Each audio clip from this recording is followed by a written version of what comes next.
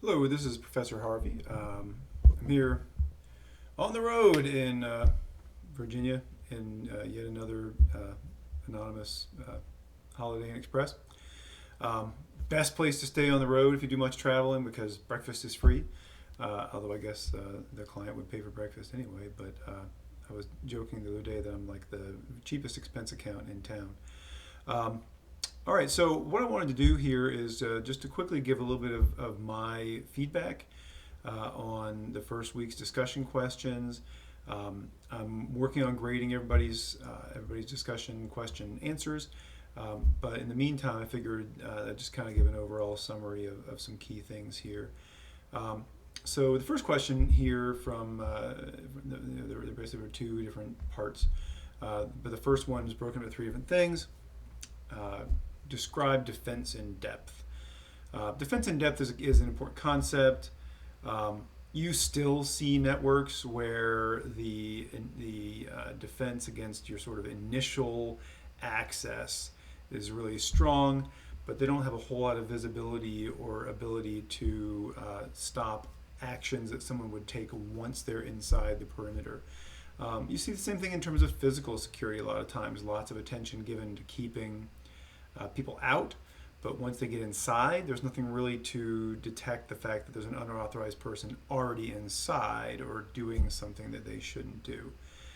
So the idea of defense in depth is um, that you have that kind of defense, that you can defend even when somebody's already gotten through your first layers of a defense, that you still have more defenses left.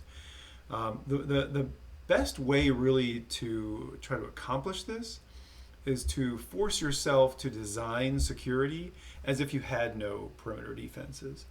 Um, so, some organizations have gone so far as to literally just remove their firewalls and say we're going to harden our hosts to the point where we don't need a firewall.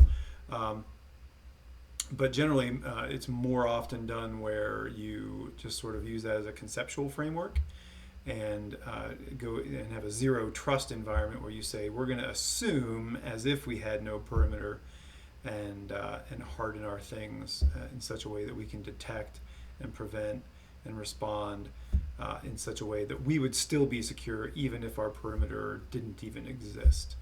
Um, the CIA triad, right? I mentioned this in the last presentation. The confidentiality, integrity, availability. These are bedrock principles. Even though they're super elementary, they're also advanced in the sense that you never get beyond these things. They're always at the essence of everything that you do. Um, I'm not going to answer this question quite exactly the way it's phrased. And by the way, that's okay to do, right? It's okay to, as long as you. So here's a caveat to that. If you're not going to answer the question the way that it's asked, you should have a really good answer. If you have a really good answer, then that's related but not exactly answering the question the way that it's asked, that's okay with me. So what I would say about this is that what I find is that people tend to associate security with confidentiality when it comes to information, because when you read about security incidents, the first thing you read about is, oh, someone broke into this place, stole a bunch of people's data. Right? They stole a bunch of the company's financial data, they stole the company's email data, they stole their customer lists, they stole personally identifiable information, they stole people's credit card, their customers' credit card information, they stole patients' records. It's always about stealing information, so we tend to associate security with confidentiality as being like the most important. Like that's so much more important than these other things. And I find when I go in as a consultant to organizations, that's what they're thinking. But when I sit down with them, I talk with them about, okay, what are the pieces of information or the key information systems that worry you the most? And I force them to answer separately in terms of confidentiality, integrity, and availability. And when you do that, obviously availability becomes a really big thing. When you talk with companies' executives and you say, which of your systems would be the ones that would cause you the biggest headache if it were down for an extended period of time. And they often can't pick one. And they realize that availability is super important of both information and the systems themselves. And it gives them an idea that that's part of security and it's super important. And then integrity also, and I've had a lot of clients when you go through this type of questioning who will end up saying, actually, integrity is probably our biggest concern of those three things, because confidentiality, obviously we have information that we want to keep confidential, but I've had clients who said, you know what, actually, honestly, I mean, if it were all disclosed, we could survive that. But if a piece of information were changed, it would be a big problem. I had a client once, one of the biggest breaches I've ever been involved in responding to, that had just massive amounts of financial data from people all over the globe. Into the literally trillions of dollars worth of accounts that were being managed through this accounts, and flows of money being managed through this one place. And they'd had a breach, and that became pretty apparent pretty quickly when talking with them about the potential implications, that the biggest worry was integrity, because they had all these accounts. And if there were any doubt in their customers' minds, in the governance of the people who had their money in and flowing through this organization, if there were any question as to whether the accounts were accurate, if there were anyone who wanted to claim, oh hey, actually this amount of money was supposed to be this amount of money, this account should be like this and not this, when the word got out that there was some kind of breach, if there were any doubt about the integrity of those accounts, it would be literally global financial chaos. And so integrity is an underappreciated issue. As far as how to improve security in these areas, I would say the number one thing really goes back to that internal layer. That defense in depth question, and the idea of internal defense and integrity, and following principles like least privilege, good auditing of access, really bulletproof integrity of who's allowed to have access to what. You go into most places, they have no idea who has access to what, who should have access to what. And that's one of the first things we want to do to help people get control over their information. I'd say that really applies to integrity and availability and confidentiality. It really applies to all of those things, and it is a bedrock reality of information security that a lot of places don't have. They just have no idea who has access to what and why. All right, so lastly, administrative management program practices. These things are all pretty important, and I've definitely been at places, worked at places, where when someone left, you would find that the organization has a new person takes over a job because someone else has left, and they suddenly realize that this person had not really been doing things correctly. Maybe they hadn't actually been like embezzling or stealing money or something, but they just hadn't been fulfilling their security responsibilities properly, because no one's going to know, because it's just them. Right? They're the one who creates user accounts, and so they've been giving users just access to everything and not following the proper procedures for giving them least privilege access, because who's ever going to find out? And so this is super important. If you force those people to take a vacation every so often, rotate them out of that job, just come up to somebody. I mean, watch the look on somebody's face when you come to them and say, hey, I need you to explain to John here how to do the job of creating new user accounts and giving them accesses, because that's not your job anymore. We're going to have you do something different. People get this panicked look in their eyes because they realize, they say, well, can I, I'm really busy. Can we do that like in a week from now? And they don't want to give it up because they realize that the jig is up. And the reality is most people have a lot of trepidation about doing that, because they have doubts about whether they've been doing things the right way. So all of those measures, enforcing them to take a vacation, rotating their jobs, requiring multiple people to sign off on actions, they all improve the integrity of that process. And the best thing about that is then you're not putting someone in a position where they can hang themselves, right? When you give someone sole responsibility for someone and no one's ever looking behind them, you give them enough rope to hang themselves. And that's not fair to them. And that's what people don't realize. You think you're sort of doubting somebody, and that's not fair, but really giving somebody that level of access and just sort of unfettered is not fair to them. We need to be, you know, we shouldn't put people in a position where they can put themselves in a position where they're in that kind of trouble. Okay, the second section. Explain the difference between patent, copyright, and trademark. You know, just at the broad brush, right? Patents protect ideas and inventions. Patents can be on methods of doing things, but they're basically inventions and methods of doing things, like sort of mechanical processes or a concrete thing. A copyright. So patents are only protected for a pretty limited amount of time. To some extent, it depends on the type of thing, but it can be 7 years, 10 years, 12 years. Patents are relatively short. Copyrights are much, much longer. Copyrights are for creative works, movies, music, books. They can be much longer. In fact, Congress has historically, over the last couple of decades, kept extending it. In fact, there's what I don't think anyone wrote about what they call the Mickey Mouse rule. I haven't read everybody's submissions, so if somebody did, congratulations. But this is one of my favorite law stories. The Mickey Mouse rule is the theory that Mickey Mouse will always be protected by copyright, because every time, this is when the law gets changed, every time it comes to where the copyrights are about to expire for things going back to the very first Mickey Mouse cartoon. And in the comments, I want someone to tell us the name of the very first Mickey Mouse cartoon. But when it comes about to be the time where that is going to lose its copyright protection, the very first Mickey Mouse cartoon, suddenly Congress will pass a new law extending copyright for a longer period of time. Because Disney has a lot of lawyers who have a lot of lobbying power, is pretty much why that happens. And so the idea is that they'll just keep extending it forever, and that Mickey Mouse will always be copyrighted.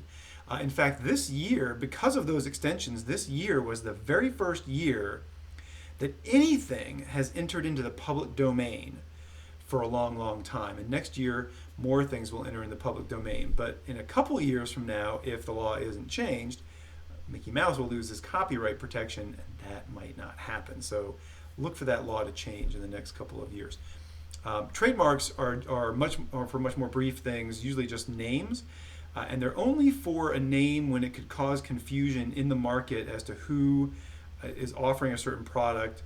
You know, like you can't use the name Frisbee in connection with a flying disc you would play with, right? You can't use the word Kleenex in connection with tissues that you would use to blow your nose, right? And trademarks are only in connection with a specific thing. You can even theoretically use the same name. You could call something else Frisbee, as long as there was no possibility that someone, and of course this is the courts to decide whether it's reasonably possible someone could think that your, I don't know, car that you called the Frisbee is made by Whammo and is somehow connected with Frisbee flying discs. So if you look, you'll find that you can have a trademark name, but for like a small business, for instance, and another company clear on the other side of the country could use the exact same name. And it's not considered a trademark violation because there's no likelihood that someone's going to confuse the two things. Look in the phone book, you'll find AAA auto mechanics companies in every state. So intellectual property laws. Generally when you go to work for a place, they're going to have clauses in your contract that have to do with disclosure. Often as a consultant, you'll have to sign these. So we have a blanket one that our company agrees to with all of our clients, and yet still some of our clients still want individual consultants to sign off on a non-disclosure agreement, so that if we're exposed to any of their intellectual property or confidential information, we do incident response, and we do other security consulting. So if we find out about security problems that a company has, obviously they don't want us to disclose those. And so those are another type of non-disclosure agreements. But basically, you should have clauses in your termination policy where you can be held responsible, and the company can sue you if they think that you have abused any information you gained while you were in the employ of that company, whether you quit or are fired or whatever. So qualitative and quantitative risk management methods. So qualitative attempts to put a number on everything, and actually I'll put a link in to a methodology that I've been reading a lot about. I'm reading a really great book at the moment. There's a book called How to Measure Anything in Corporate Management, and I think that's the name of it. That's not exactly right, the name of it. But there's sort of a sequel to it called How to Measure Anything in Information Security Risk. And they are trying to do away with qualitative risk models where we just sort of guess at well, this is medium or this is high or low risk. And they want to put a number to everything and some kind of measurement. And they claim that you can measure anything, even things that would seem super hard to measure, that a guess at a real measure is still going to be more accurate and more useful than just some sort of vague quantitative stab like high, medium, low. Super, super, super interesting, and I'll put links in the comments or in the comment field for this posting to that. So basically that's the difference though. Qualitative is just giving sort of a name to something, whereas quantitative is trying to put a number on it. Steps in the business continuity planning process. Well, I'm not going to list them all out because most of the people did that perfectly well in their summaries. But understanding the company's enterprise architecture is critical. So one of the things we would do when I used to do some business continuity planning, my old job, thankfully I don't do any of that anymore in my new job. But in BCP, business continuity planning, the first thing we would do is find out what all the key subunits of the organization are and sit down with their managers and their management of each subunit and we ask them to come into the meeting with a list of the key business processes and tasks that their subunit of the organization is responsible for. And we would sit down through them and map out how that process works and see what all the dependencies are, what resources are required for them to carry out the processes that they need to carry out. You need to understand how the business functions in order to understand what resources and what requirements do they have. If everything were to go wrong, how would the business continue to function? You have to understand how it functions normally in the first place. So a lot of business continuity planning also tends to be closely coupled to business process engineering. A company that has a good business process engineering already in place can easily create a good business continuity plan. One that doesn't, you really need to go through all their business processes first. Business impact analysis. This is basically where you look at it. So this is then the next step after once you've figured out what all the processes are and what their dependencies are, what resources they need in order to carry out their business processes. Then you can look at all the different types of losses, the different types of threats that they face, and say, okay, well, if they had a full electrical outage in their building, what would be the impact to the business? Well, you know which processes depend on things that require electricity, and so you can go down and say, okay, these are the ones that will be impacted, and this is how it will be impacted. So once you understand how the business functions, then it's pretty easy to look at, not super easy, but it's a foundational requirement, how the business works, and then look at threats, and then how would that impact the business based on what you've learned about how the business works. So that's how business impact analysis works. I'll put some links in there. Actually, I have a really great book on business continuity and business BCP planning for mostly from an IT perspective. But BCP is way more than just information security. It's the business in general. It doesn't have to be information security. This was a key problem you have when you have IT-based consultants doing business continuity planning, is they focus on IT, and it becomes basically disaster recovery planning, which is the IT kind of equivalent of business continuity planning, and it's important that it be more than that. So really sometimes IT guys are not the right guys to have doing that. All right, so hopefully that summarizes for you. Hopefully that's interesting.